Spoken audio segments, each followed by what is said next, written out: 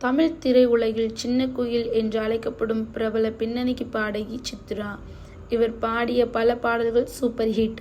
அதிலும் இவர் பாடிய முதல் பாடலின் போது என்ன நடந்ததுன்னு ரத்தின சுருக்கமாக சொல்கிறார் பிரபல தயாரிப்பாளர் சித்ரா லக்ஷ்மணன். என்ன சொல்றாருன்னு பார்க்கலாம் வாங்க. இசைஞானி இளையராஜா இசையில் பிரபல பின்னணி பாடகி சித்ரா பாடிய முதல் பாடல் நீதானா அந்த குயில் என்ற படத்தில்தான் இடம்பெற்றது. அந்த படத்தை சித்ரா பாடிய போது இளையராஜா எந்த திருத்தத்தையும் சித்ராவிடம் சொல்லவில்லை. அதற்கு பதிலாக என்ன சொன்னாருன்னா, இந்த பாட்டில் எங்கன்னா நீ என்ன தப்பு பண்ணியிருக்கன்னு நான் சொல்ல மாட்டேன், நீயே அந்த பாட்டை ஒரு முறைக்கு இருமுறை கேட்டு எந்த இடத்துல தப்பு பண்ணியிருக்கீங்கன்றத என்கிட்ட சொல்லு அப்படின்னு சொல்லியிருக்காங்க. அவர் அப்படி சொன்னதும் அந்த பாடலை